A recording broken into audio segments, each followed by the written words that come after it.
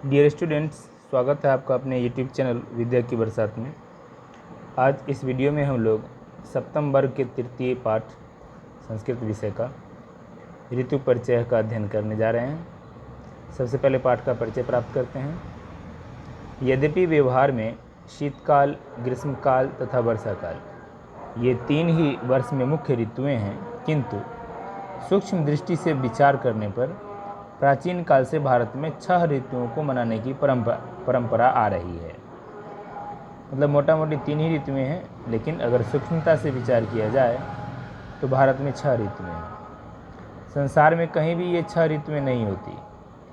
भारत का प्राकृतिक सौंदर्य इन्हीं 6 ऋतुओं का स्पष्ट भेद कर देता है।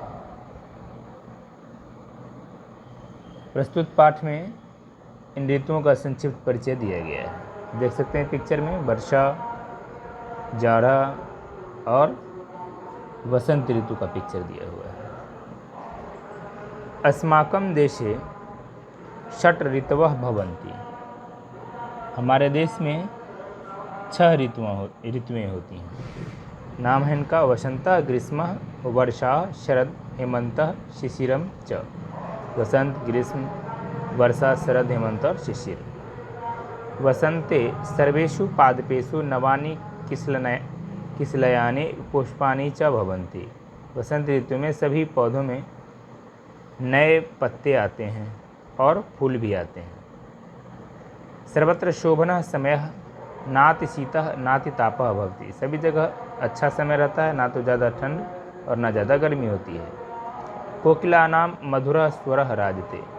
कोयल की मधुर आवाज़ शोभा देती है, विराजमान होता है। ग्रीष्मे सूर्यस्य तापः प्रखरः भवति।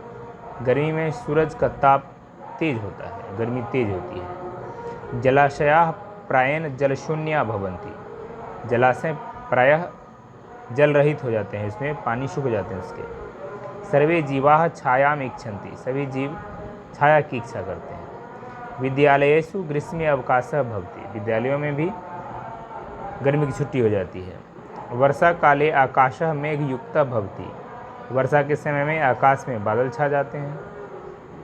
यदा कदा वृष्टिरपि भवति। कभी कभी वर्षा भी होती है। संपूर्णा पृथ्वी जलेन तृप्यति।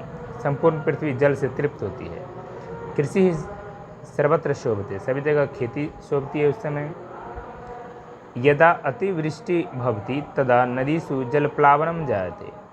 जब अतिवृष्टि होती है, बहुत ज़्यादा बारिश होती है, तो नदियों में बाढ़ आ जाती है। जनाः कष्टम अनुभवन्ति। लोग कष्ट का अनुभव करते हैं। मार्गाः अपि विच्छिन्नाः भवन्ति। रास्ते भी टूट जाते हैं। शरत काले पुनः शोभनः समयः आगच्छति। शरत काल में फिर से अच्छा समय आ जाता है। नदीषु जलाशयेषु च जलम स्वच्छं भवन्ति। नदियों और जलाशयों में जल स्वच्छ हो जाता है। अस्मिन् समये एव दुर्गा पूजा दीपावली च प्रसिद्ध उत्सव भवतः। इस समय में ही दुर्गा पूजा, दीपावली और दीपावली प्रसिद्ध उत्सव होते हैं।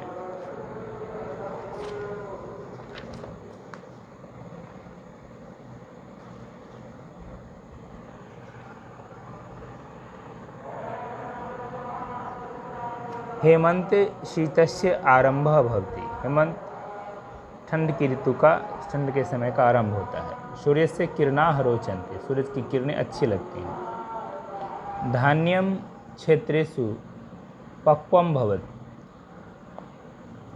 भवति। धान खेतों में पकने लगता है, पकता है। कृषकाः तेन प्रसन्नाः भवति। कृषक उससे प्रसन्न होते हैं, किसान। शिशिरे शीतस्य आधिक्यम भवति। शिशिर ऋतु में शीत की अधिकता होती है, यानी ठंड ज़्यादा होती है। सूर्यस्य किरणाः अपि यदा कदा तुषारैः लुप्ताः भवन्ति। सूरज की किरण भी कभी कभी ओस की बूंदों के कारण, ओस के कारण गायब हो जाती है। निर्धनाः जनाः शीतेन पीड़ाम् अनुभवन्ति। गरीब लोग ठंड से ज़्यादा परेशान होते हैं, पीड़ा का अनुभव करते हैं, कष्ट का अनुभव करते हैं। निर्धन लोग ठंड से पीड़ा का अनुभव करते हैं, कष्ट का अनुभव करते हैं। यत्र तत्र अग्निः प्रज्वालितः सेवितश्च भवति। जहाँ तहाँ आग जलाए जाते हैं और लोग उसको तापते हैं, आग सेवते हैं। सर्वेषु ऋतुषु वसंतः राजा कथ्यते। सभी ऋतुओं में आग का सेवन करते हैं, मतलब कि उसको तापते हैं। सभी ऋतुओं में वसंत राजा कहा जाता है। ग्रीष्मो वर्षा शरच्चैव हेमंतो शिशिरम तथा तेषु सर्वेषु राजायां वसंतो मोददायकः। ग्रीष्म, वर्षा, शरद, हेमंत, शिशिर और शिशिर में सब में जो है, उन सभी ऋतुओं में सभी में राजा जो है वसंत को कहा जाता है, जो आनंददायक है। मोददायक मतलब आनंददायक है। तो इस प्रकार से आपने